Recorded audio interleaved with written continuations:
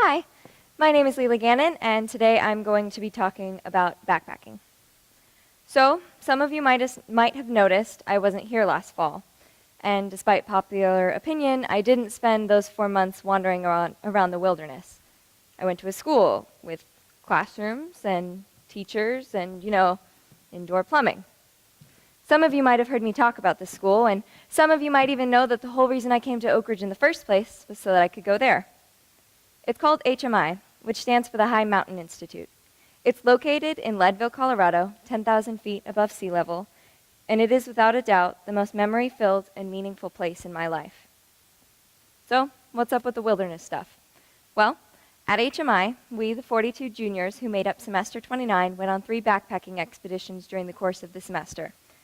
2 in the Rocky Mountains of Colorado, and 1 in the canyons of Utah.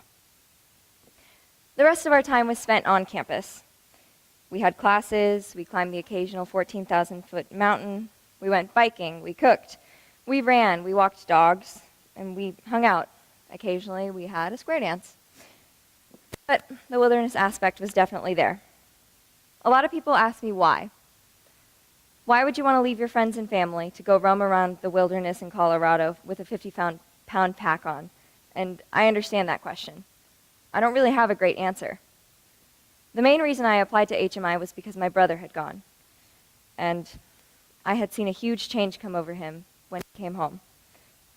I had never been camping before. I didn't really want to leave theater or dance, which consumed my life at the time. I honestly didn't really like nature, which is kind of important if you're going to be spending over a month in total outside. But there was some kind of redemption in my choice because of that change I had seen. I wanted it for myself. I didn't know exactly what I wanted to change, and here, even a year after the semester started, I couldn't tell you everything that has changed about me, but I knew I wanted something different. Something had to change, something had to give. I had to get out of Westlake, Texas, population 500, and do something charged with meaning. And if anything truly is, HMI is charged with meaning and purpose. And every student of semester 29 was the exact same way. Semester 29 was filled with the most vibrant, spontaneous, and accepting people that I know. They're the kind of people who climb mountains in suits. They have random dance parties in the parking lot for no reason. They get excited about literature and the environment.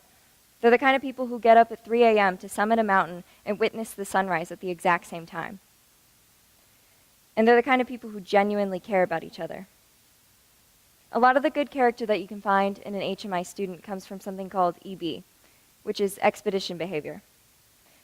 You can't act the same way you do in the back country as you do in the front country. It just doesn't work like that. There's different rules and expectations that must be met. These aren't defined or written down rules. They're just kind of an innate part of a good expedition member. And good EB equals a good expedition. Waking up at 5:30 to make your expedition group pancakes, good EB.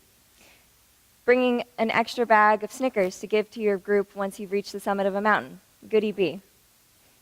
And it's not just about doing things for others, it's also about taking care of yourself. So, getting a horrible sunburn the first day of the trip, bad EB. As you can imagine, I had some trouble with that one.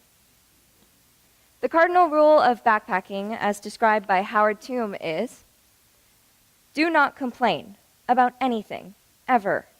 It's 10 below zero. Visibility is 4 inches, and wind-driven hailstones are embedded in your face. Must you mention it? Do you think your friends haven't noticed the weather? Make a suggestion. Tell the joke. Lead a prayer. Do not lodge a complaint. Yes, your pack weighs 87 pounds, and your cheap backpack straps are actually cutting into your flesh. Were you promised a personal Sherpa? Did somebody cheat you out of a mule team? If you can't carry your own weight, get a motorhome. It's not always easy, and without good EB, it's impossible. So yeah, it's hard. Living outside is difficult too. When you're on your 8th hour of hiking, food having run out 3 hours ago, every fiber of your being might want to be somewhere else. You might want to kill your snoring tarp mate or your unappreciative cook group member or your overbearing lod. But at the end of the day, those people come to be worth everything to you. On the trail, away from home, people open up. I'm not really an open person. If you've ever tried to get to know me, I'm sorry, I don't make it that easy, I know. But that's not really true in the backcountry. I can change that. When I'm in the backcountry, I can tell people what's on my mind. I can tell them about my family and my past. I can even tell them when they're really pissing me off. So once you've worked through all the conflict with your tarp mate or your cook group or your expedition leader, you get really close. I've made friends with a wide variety of people. One girl on one of my expeditions, she was from an Inuit village in Alaska with only 300 people in the entire town. Another girl is from New York. Her father's the COO of Goldman Sachs. So it's a pretty wide spread of people. There's something about the trail that just doesn't make where you come from matter anymore. It's about who you are. So it's the people. It's not how many summits you've gone up. It's not the weight of your pack, how fast you hike, or even if you like being outside. It's the people. It's always the people. Through backpacking, I've developed a simpler life. There's something really therapeutic about carrying your entire life on your back. It makes all the sweat and pain worth it somehow. Nature will beat you down. You can't win against nature. I've tried. If you try to beat nature, you're going to find yourself on a 50-degree slope, completely lost on the tree line, and you're going to want to drop your pack and never move again. But those are the moments when you understand. You can appreciate your insignificance, and you can appreciate the dependence you have on the people around you. Those moments where you're despondent and you're tired and you don't think you can do it anymore are as important as the ethereal ones, where you're laying on your back, looking into the sky and witnessing all the stars and all the majesty of the earth.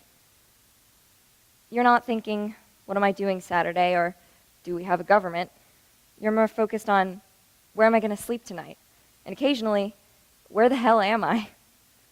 So yeah, I enjoy the simplicity. I've tried to explain what it is about backpacking that's so special to me, and I'm sure for a lot of you it doesn't really make much sense, but I think it could be summed up in one quote by John Muir. "The mountains are calling, and I must go." Thank you.